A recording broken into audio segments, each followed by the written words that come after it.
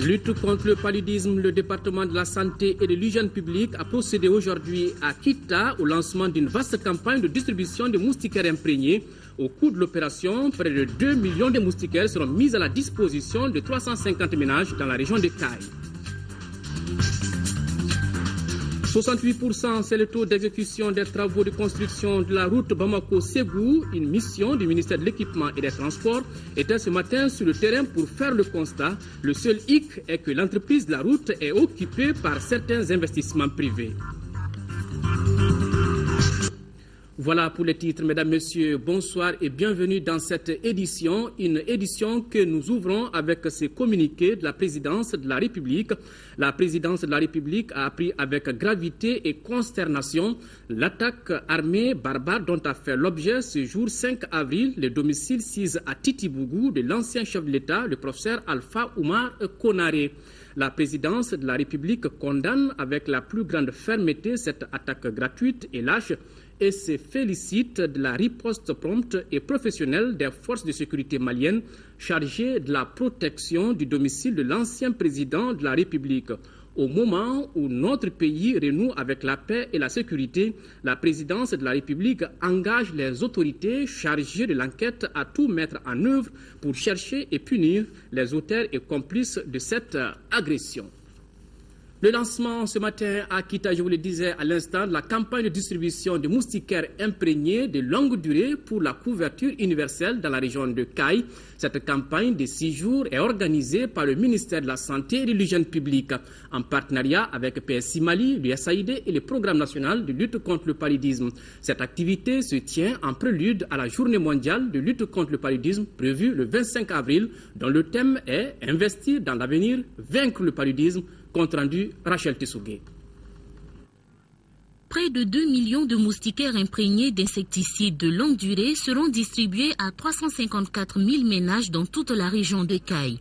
À travers cette campagne de 6 jours, le ministère de la Santé et de l'Hygiène publique et ses partenaires veulent mettre au moins 80% de la population à l'abri du risque de transmission du paludisme. La lutte contre le paludisme contribue à la lutte contre la pauvreté. Et c'est pourquoi cette activité de santé publique occupe une bonne place dans les objectifs du millénaire pour le développement. Pour relever les défis zéro décès liés au paludisme d'ici 2015, notre pays a souscrit, entre autres stratégies d'intervention, à celle de la couverture universelle en moustiquaires imprégnés d'insecticides longue durée. Je voudrais lancer un appel solennel à la population de la région de Caille pour l'inviter à dormir toutes les nuits sous moustiquaires, en toute saison, et à bien entretenir les moustiquaires. Les habitants de la ville de Kita se disent honorés du choix porté sur eux pour le lancement de cette campagne de distribution gratuite de moustiquaires imprégnés de longue durée. Les moustiquaires imprégnés de longue durée demeurent aujourd'hui les moyens les plus efficaces et les moins coûteux. Aussi, je voudrais saisir cette occasion pour vous dire toute notre reconnaissance et remercier vivement tous les partenaires salvatrices. La moustiquaire imprégnée de longue durée apparaît comme étant le moyen le plus simple et le plus efficace de protection contre le paludisme. Son utilisation régulière a réduit les décès infantiles de 20% dans les régions endémiques à travers le monde. Autre grand titre de ce journal, les travaux de construction de l'autoroute Bamako-Ségou sont exécutés à près de 68% et se poursuivent normalement. La principale difficulté du chantier est l'occupation de l'emprise de ce projet par les investissements privés, ce qui crée naturellement une discontinuité dans les travaux de l'entreprise chinoise. C'est le constat fait par une mission du ministère de l'Équipement et des Transports qui était sur le chantier ce samedi. Reportage d'Aouda Sidiki Diara. Les travaux du projet de l'autoroute Bamako-Ségou avancent à souhait avec un taux d'exécution de près de 68%. Cela pour un délai consommé de 73,80%, ce qui veut dire qu'il n'y a plus de retard sur le planning d'exécution. Nous sollicitons la compréhension de la population aussi, parce que comme il y en a l'exécution des travaux là, on a dérangé beaucoup la population sur la ligne du projet. Par exemple les poussières ou bien les autres choses là. Après, la réalisation des projets, la population, on peut bien profiter des projets. Nous voulons rappeler un peu aux chauffeurs. Il faut diminuer un peu les vitesses. L'occupation de l'emprise du projet par les riverains ainsi que les réseaux des concessionnaires entrave le bon déroulement des travaux dans toutes les agglomérations que traverse l'autoroute, ce qui crée une discontinuité dans les travaux. Depuis Bamako, au niveau du PK0, jusqu'au point où nous sommes, toutes les sections qui ne sont pas exécutées, c'est dû au problème de mise à disposition de l'emprise. Et ça, c'est du devoir de l'État. Puisque dans le contrat, il est dit que toutes les terres doivent être mises à la disposition de l'entreprise par le gouvernement de la République du Mali, qui est la partie contractante. Donc à ce jour, toutes les identifications ont été faites. Les prestataires dont les réseaux sont dans l'emprise sont connus. Les montants qu'il faut pour faire ces déplacements, que ce soit EDM, Sotelma, Somapep, Somagep, Tilgaz, Amader, et même les particuliers dont les domiciles seront atteints par le projet, tout est identifié, monétarisé, les gens sont d'accord avec les montants. Il faut que les populations comprennent pour au moins laisser le champ et travailler de concert avec l'État pour qu'on puisse vraiment remédier à cette crise qui empêche le déroulement du travail dans certaines agglomérations. Ce projet, une fois fini, donnera du confort aux usagers de cette autoroute. Toutes les spécifications techniques sont là. Et ce que je peux dire à ce jour, ces spécifications qui sont dans le contrat sont respectées par l'entreprise. Nous pouvons garantir qu'à ce niveau, quand même, tout ce qui a été mis dans le contrat est respecté aujourd'hui sur le terrain. Longue de plus de 211 km, la route Bamako-Ségou a pour référence 120 km/h. La largeur de sa plateforme est de 10,30 m avec un revêtement de chaussée en béton bitumineux de 5 cm d'épaisseur. Nous sommes le 5 avril, une date symbole pour le Haut Conseil des collectivités, puisque c'est à cette date que l'institution a été installée pour cet anniversaire. Le thème central retenu pour la régionalisation, facteur d'approfondissement de la décentralisation au Mali, défis, enjeux et perspectives. À l'ordre du jour de cette journée, une réflexion sur les élections communales 2014, compte rendu Moussa Fani. Au cours de ce 12e anniversaire de l'installation du Haut Conseil des collectivités du Mali, les acteurs impliqués dans la réforme de la décentralisation partageront les expériences. Les réflexions devront porter sur la refondation de l'État à travers la régionalisation. Selon le président du Haut Conseil des collectivités, une décentralisation assise sur la région sera la locomotive du développement économique, social et culturel. Il est établi aujourd'hui, au plan national et international, que la décentralisation est le passage obligé pour créer les conditions idoines de la réconciliation nationale et de vivre ensemble et partant booster le développement économique, social et équitable de notre pays. Cet appel du pied est une invitation à l'endroit de toutes les autorités pour qu'elles mettent dans leurs droits tous les élus des organes délibérants des collectivités territoriales du Mali. Le président de l'institution Oumour Ag Mohamed Ibrahim Aïdara a également évoqué les difficultés auxquelles est confronté le Haut Conseil des collectivités. Le Haut Conseil des collectivités est malheureusement assujetti à un tour de vis budgétaire drastique depuis les événements de mars 2012. Nonobstant l'amélioration substantielle des finances de l'État, le budget alloué à l'institution est resté bien en deçà du niveau budgétaire de l'année 2011. Cette journée a aussi été marquée par la remise d'attestations aux deux personnalités qui se sont battues pour la décentralisation au Mali et à l'Union européenne. Ces personnalités sont Ousmane Sy et Adama Sissouma. Conformément aux dispositions constitutionnelles, le président de l'Assemblée nationale porte à la connaissance des honorables députés que la session ordinaire d'avril 2014 débutera le lundi 7 avril 2014. L'ouverture solennelle ordinaire de la 5e législature va démarrer à partir de 17h dans la salle Modibo Keïta. Elle sera marquée par la participation d'illustres invités, présidents et parlement frères. Mise en place terminée 16h30. Et puis, fin vendredi à Bujumbura, la 6e conférence des présidents d'assemblée et de section de la région Afrique de l'Assemblée parlementaire francophone. Le président de l'Assemblée nationale, l'honorable Siaka Sidibé, qui a conduit une forte délégation de parlementaires maliens, a participé à cette conférence. L'honorable Siaka Sidibé a informé la conférence de l'évolution de la situation au Mali après les dernières élections générales, les efforts consentis pour la sécurisation du pays et la réconciliation nationale avec l'appui de la communauté internationale. Retour ici, donc, le 54e anniversaire de l'indépendance du Sénégal a été célébré hier 4 avril. Ici à Bamako, l'événement a été marqué par un dîner organisé par l'ambassadeur du Sénégal au Mali. Autour de lui, plusieurs personnalités politiques et diplomatiques. Occasion pour Hassan Ndoye de rendre un hommage appuyé à la coopération entre le Mali et le Sénégal. Alousseyni Touré était à cette cérémonie. Reportage. Cette soirée a surtout été mise à profit pour magnifier la qualité de la relation qui unit nos deux pays. C'est pourquoi les personnalités militaires et civiles, maliennes comme sénégalaises, ayant contribué à rehausser le niveau de cette coopération, ont été célébrées. Un hommage particulier a été rendu aux soldats tombés sur le champ de l'honneur, notamment à Kidal.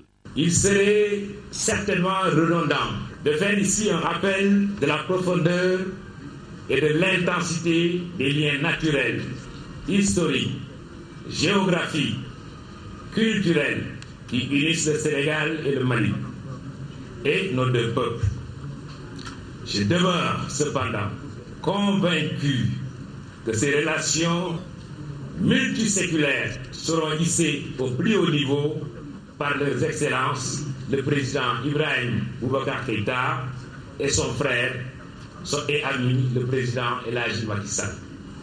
Je voudrais saisir l'opportunité de cette fête pour rendre hommage à nos valeureux soldats, le caporal-chef Ousmane Fall et le soldat de 2e classe, Cheikh Tidiane Sarr,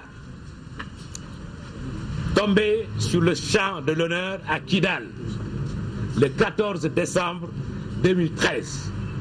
La communauté sénégalaise vivant au Mali reste unie au sein d'une seule et unique entité. C'est pourquoi le président Macky Sall a consenti un effort de financement de 100 millions de francs CFA au profit des femmes de cette communauté. Le ministre des Maliens de l'extérieur a rappelé pour sa part que ce jour aurait pu être l'anniversaire du Mali et du Sénégal, en référence à la Fédération du Mali qui a uni en quelque temps les deux peuples de nos deux pays.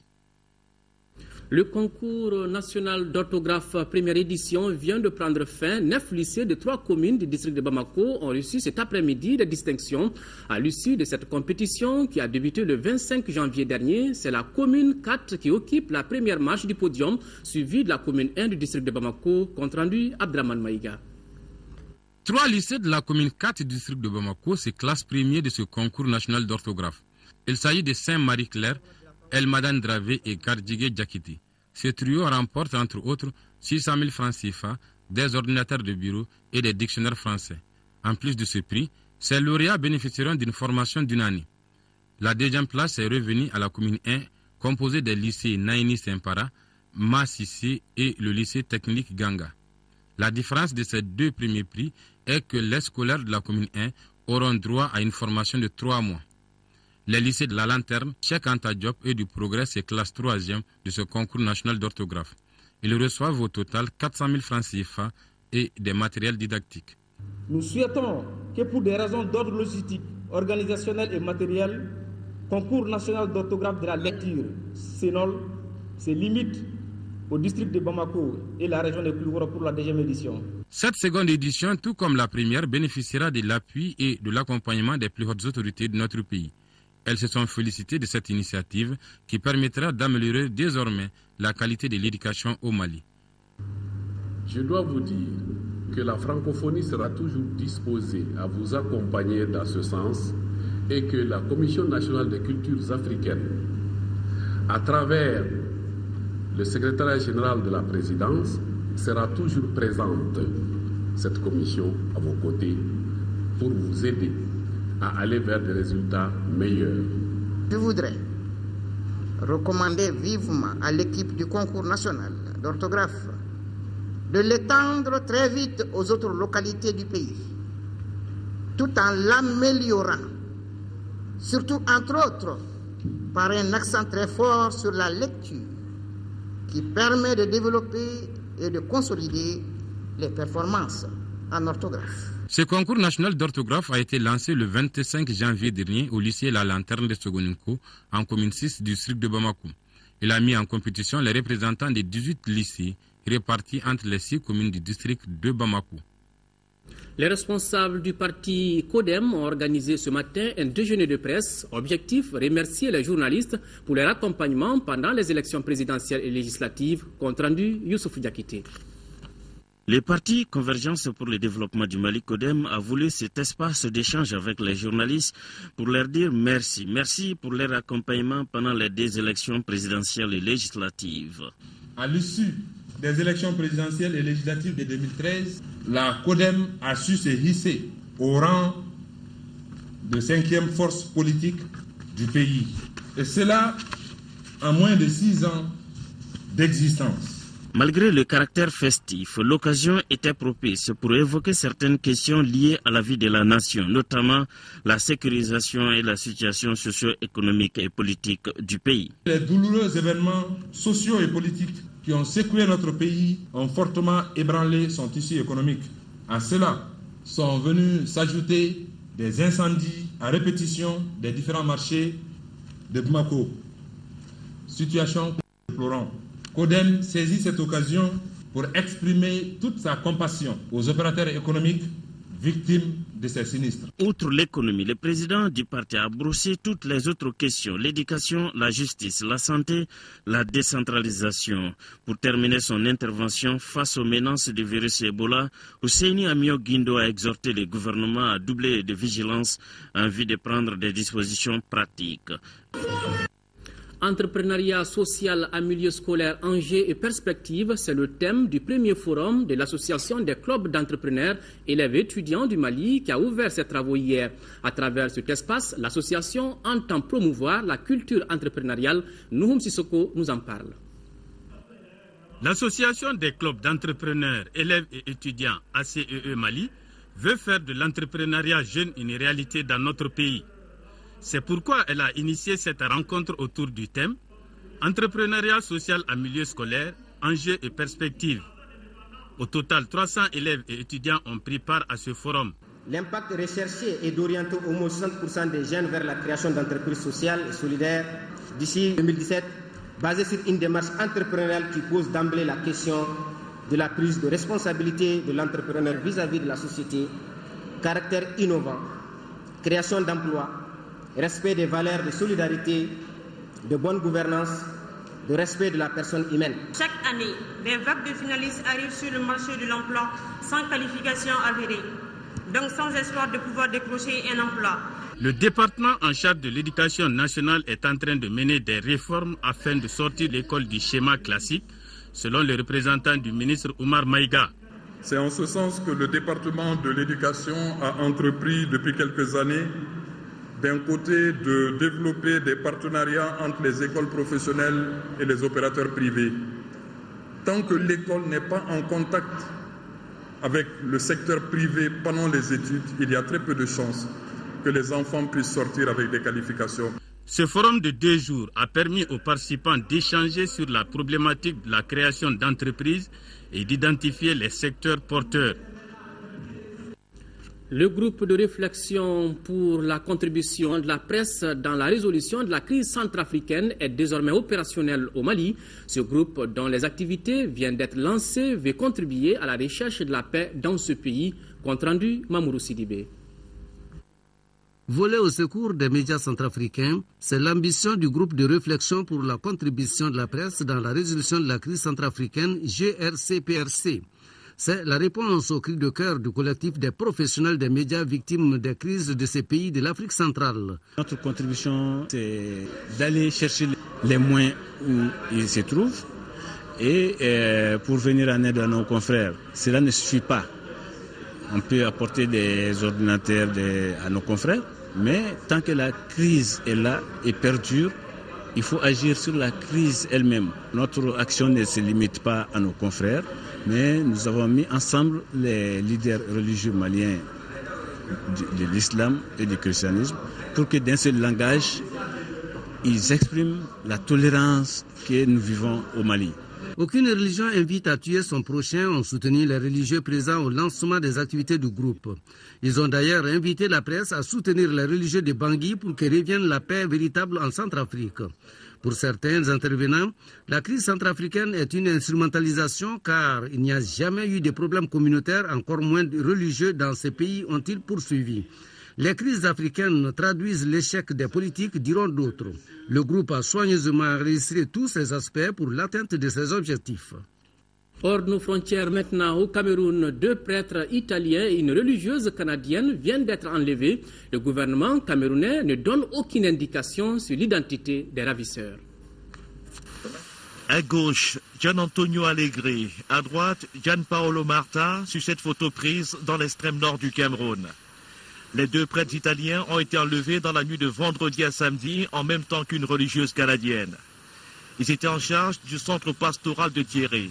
Cette localité est située à quelques dizaines de kilomètres de la frontière entre le Cameroun et le Nigeria, une zone où sévit la secte islamiste Boko Haram, classée organisation terroriste par les États-Unis. Nos forces de sécurité et de défense, tous les services de renseignement, notre population sont mobilisées et les efforts devraient être mis à contribution pour les localiser. Le gouvernement camerounais ne donne aucune indication sur l'identité des ravisseurs, mais il semble optimiste quant au dénouement de cette nouvelle affaire de rapt dans la région de l'extrême nord.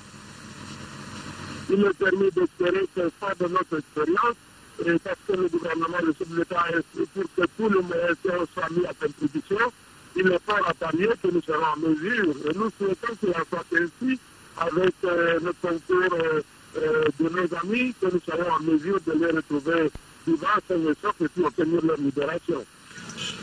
L'enlèvement des 2 prêtres italiens et de la religieuse canadienne intervient 3 mois après la libération du père Georges Vandenbusch.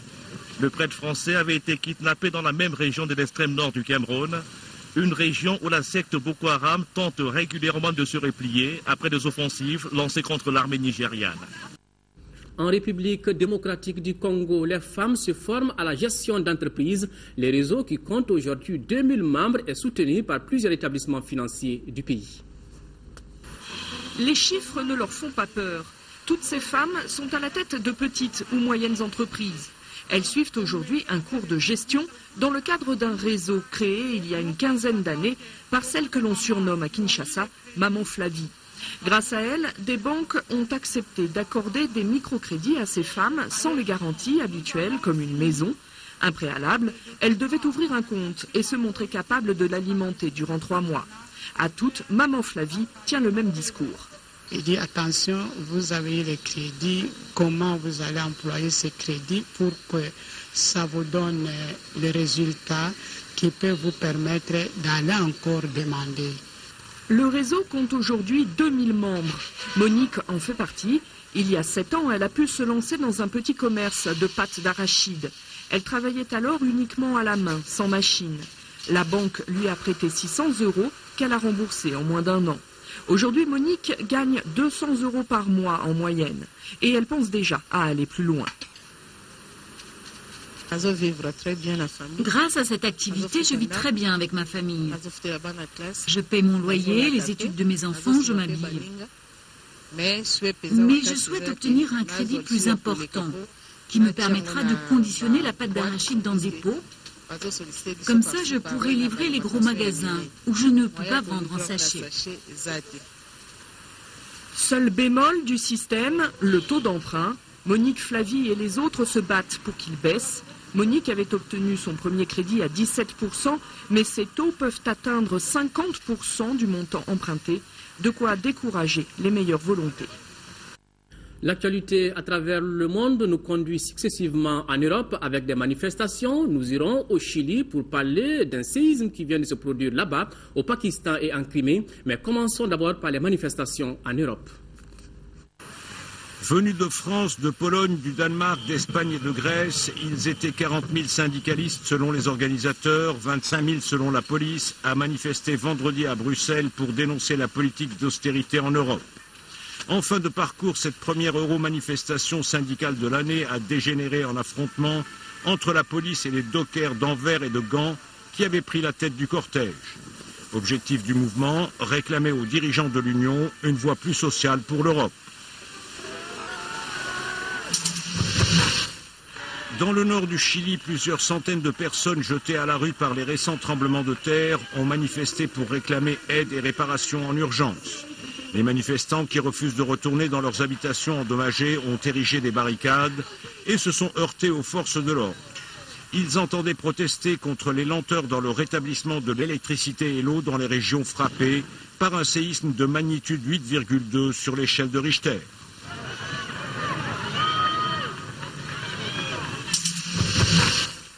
Au Pakistan, une trentaine de personnes, dont un enfant de 9 mois selon les informations, ont comparu devant un tribunal de Lahore sous l'accusation de tentative de meurtre. Tout comme son père et son grand-père, Mohamed Moussa avait été arrêté début février pour avoir lancé des pierres contre une compagnie du gaz qui traquait les fraudeurs. Face à l'incrédulité qu'a suscité cette affaire, le juge a suspendu l'officier de police responsable de cette comparution, mais le bébé est convoqué à la prochaine audience la semaine prochaine. La Crimée privée de McDo, la firme américaine de restauration rapide a en tout cas annoncé la fermeture temporaire de ces 3 établissements dans l'ex-péninsule ukrainienne rattachée à la Russie. Pour les responsables de McDonald's, cette décision est plus économique que politique. Elle est justifiée par la suspension d'importants services bancaires et financiers à Simferopol. La chaîne, qui n'a pas fixé de date limite, a présenté des excuses par écriteau à ses fidèles clients.